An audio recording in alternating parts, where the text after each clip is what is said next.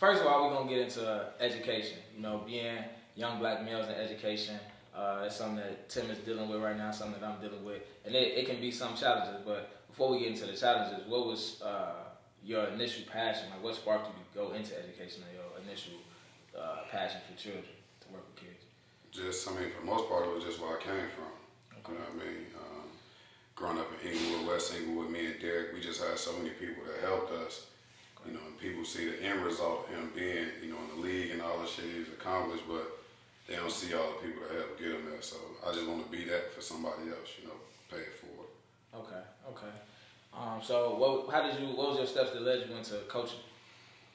So once I got through playing, for a couple years, man, I was just, you know, going with Derek to most of his games, always with him. Let them know which Derek you talking about. Yeah. So, let them know. Yeah, so Derek Rose, I was going with him, and always with him, me and all the other friends.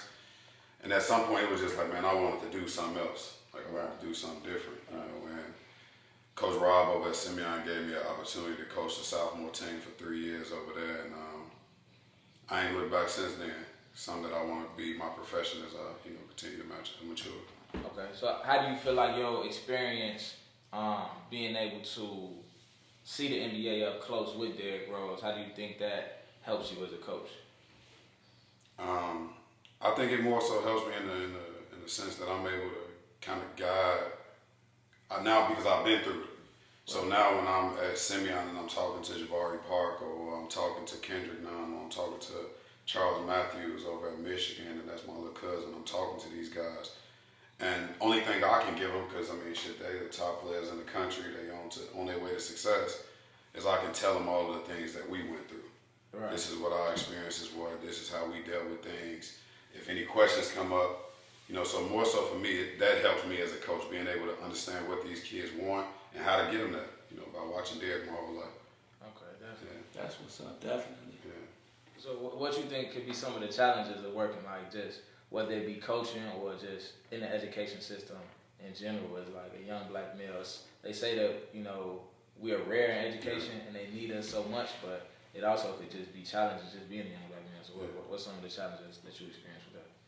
I think this is something that all three of us can speak to, just the challenges of wanting to be a man in a world where it's like not cool to almost be a strong man these days. Right. And you get that pushback from men.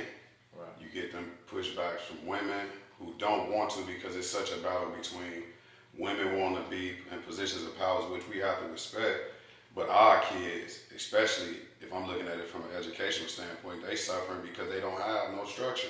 Right. Structure comes from, in my opinion, from a man, you know.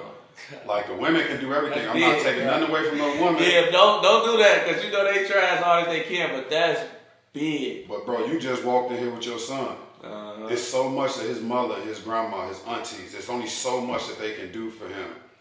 But if you don't do it, if you don't teach him, those are things that our kids are suffering on. So for me, that's the problem of wanting to be a strong man, wanting to be a father, wanting to be a figure, and then you getting all the pushbacks that you get in society today. Why do you think you get those pushbacks in the education field in particular, though? Like, what do you think about that is intimidating or is unwanted? I mean, that goes to, for me at least, everybody fighting for something in CPS. I mean, you know, bro, you just left the school. To me, I mean, maybe your experience was a little bit different than mine was, but I'm coming from a situation where I'm at Simeon where everybody is pursuing, pushing, like you said, y'all was at Dewey. Everybody, all of me and everybody was on the same page to a place where you're having those battles. So it's hard for me, from my experience, of wanting to be that person or wanting to have a situation set up for kids to come in and flourish. And then you got women or you got jealous men that are pushing against you for just trying to do the right thing. I'm not no math teacher. I'm not none of those things. That's not who I am. But I'm somebody that cares deeply about kids. I'm somebody that know what it takes to make it out of this thing. And not even just in Derek, just to be a man. I'm a damn good man, and I'm proud of that, you know. So educationally, I see those pushbacks. I ain't gonna lie to you. Absolutely. So for me, I feel like even though being a young black male, they say they need more of us, more of our presence in the schools. I feel like when you bring that assertiveness and that structure it could kind of intimidate the administration or the powers that be, because they already want things to go one way.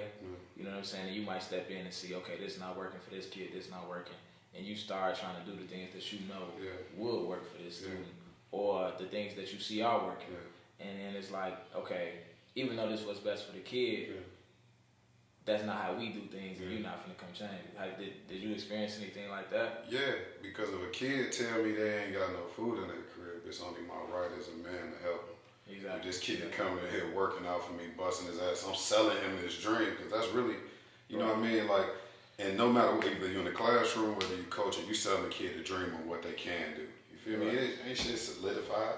You know, you sell them a dream. So my thing was over at DuSable was that I just couldn't sell them a dream and not back it up. If I tell you I'm gonna be there for you, if I tell you got somebody for you, I'm gonna do it. So they had a problem with that, you know. And I get it. It's been some crazy things that's happened in CPS with men and young people. I get that. Absolutely. But that ain't me. That ain't what I'm about. Right. And I shouldn't be treated like I'm a motherfucker that's trying to do something crazy, you know, just for doing the right thing. Exactly. So I mean that is something that go on, and that's another side of education.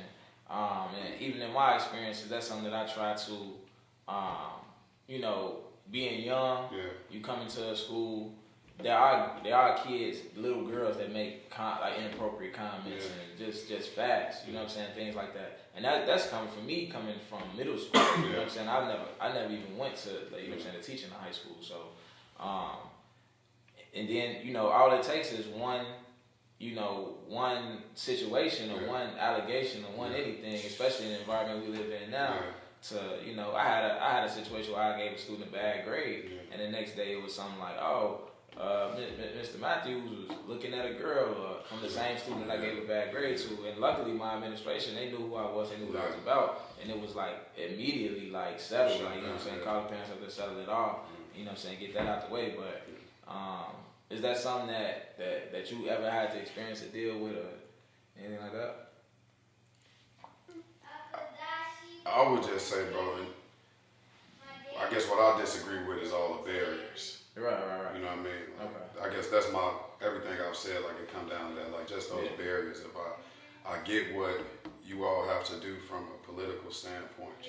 We got to respect those things, because at the end of the day, our kids are the most important thing. But these kids and what they're going through, bro, they not the ones that need somebody to sit behind the desk and tell them. They need somebody to be up on them. They need somebody that's, if we serious about changing it, though, like, what we really talking about, I guess that's my whole thing, and even my conversation with anybody I talk to is, what are we really talking about doing? Are we talking about pacifying kids and keeping on with this cycle, or are we trying to build them out? So, again, just those barriers that I think that we as black men receive, trying to work in the educational field, working with kids in whatever field that we work with them, in Chicago. Okay. Yeah. And moving forward, what's your next steps? Moving on from one situation, you know what I'm saying, to move forward. So right now, that's what I'll tell you a little bit before we got on.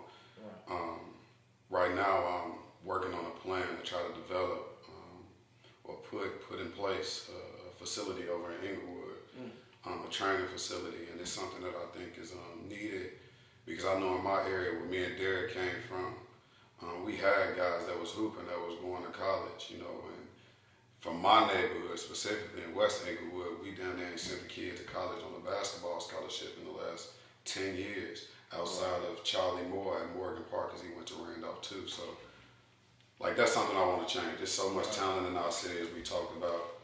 There's just so many kids that get overlooked because they just don't have the right people in their corner. So, I want to be that person. Okay, absolutely. Real quick to chime in on y'all, I love that, what both of y'all doing, man. And I feel like I like it even more coming from both of y'all ends, because I feel like the younger kids, they can kind of relate to y'all. Y'all urban, y'all still wearing the same clothes they wear. They can, you know what I'm saying, talk the same talk with y'all. Like, you know what I'm saying, just understand, like, I came from where you came from, and I'm trying to help you. And that'll make them want to, you know what I'm saying, cooperate a little more. You know what I'm saying? Like, damn, you know what? Mr. Terry, Mr. Matthews, he, you know what I'm saying?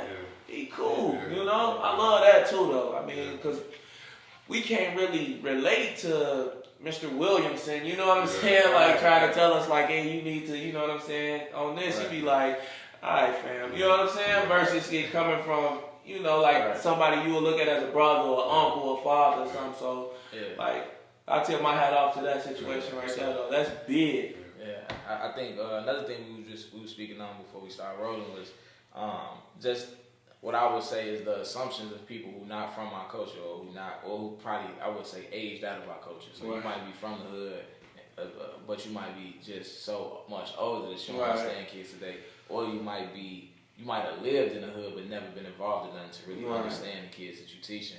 And I feel like when that's your situation, you make assumptions. You assume what a kid gonna respond to. You assume that because he like this, then I gotta speak to him this way for him to understand me. But kids see through shit. Bro, that's life, period. Like, I remember when I had my dreads, bro, like, I was so... Before I actually spoke to someone, they looked at me as if I was a thug, and they actually switched it all the way up once I, started having a conversation with them. You know what I'm saying? Like, assumptions is a motherfucker. You know what I'm saying? Yeah. I think it played that role because, like, when you assume how a kid is, you come at them wrong, it's kind of hard to come back from that versus, like, with me, like, I was just telling him, like my first year, I used to yell a lot and all that, but now I never yell, I never curse, I never show like any negative emotion towards students, like because I don't need to do that. You know what I'm saying? Like I could just be myself, have strict consequences, and show respect, and kind of like it's kind of like because they watching you, so you teach them through how you act. Like, you know what I'm saying, bro? Like as far as like anybody, period. I learned this as growing up parenting, right? No matter who you talking to, yelling, like, and I don't want to bash no women, I don't, but a lot of women, they scream and yell, you know what I'm saying, to try and get a point across at a kid. And that's not the way to get to anyone. I know when our emotions get to rising, we get to talking, and just you would say anything, but I noticed that talking to someone just like this will get to them way better, especially a kid. You screaming at a kid, I told you this, I told you that. That's not going to get to them. You know what I'm saying? You sit down and look at them and tell them, like, look, this is what's going on. This is what I need you to do, and I'm serious. It'll get to them way faster. Way faster. I just was telling Terry before about the other day I was up at Randolph. Randolph, that's a grammar school I went to. Okay. And they got a program, and I'm working with the chief deputy of that area, where he take guys into the school. You feel me? Go into the school, you talk to the kids, get to know them, kind of a breakthrough type of thing. Right. My first time up there, even though I went to Randolph, these kids don't know me for shit. Right. You know? But I go in there, go in the room with Shorty. First, I sit back and I observe.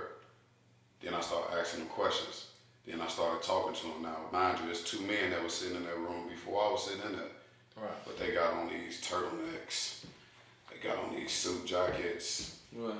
You feel me? And the kids is not even paying them attention. They jumping off the walls. Right. It literally took me 5 minutes to sit down with them. And I ain't trying to say like, I'm just that person, but I'm just saying I understand, like you said, we got to know how we got to communicate with these kids. I sat down with them. Man, look, bro, what you over there talking about? Tell me something about yourself.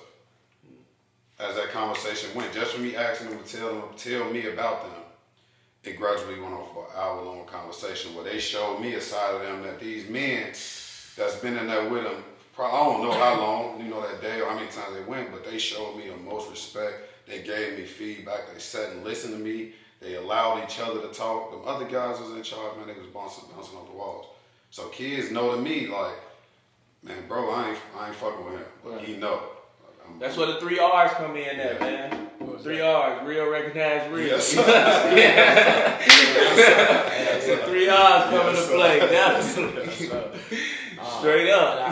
I think a quote that I always go by is like, respect comes from admiration or fear. You know what I'm saying? But fear gonna limit you. Like if somebody only respect you because they scared of you, then it's like, what do they do when you go away? You need somebody to tell you that. My dad told me that. He told me never fear. You know what I'm saying? Yeah. I remember as a kid, I see a lot of people on the porch. I ain't gonna lie. I've been over East my whole life. I see like 50 game bags sitting on the porch. I'm across the street.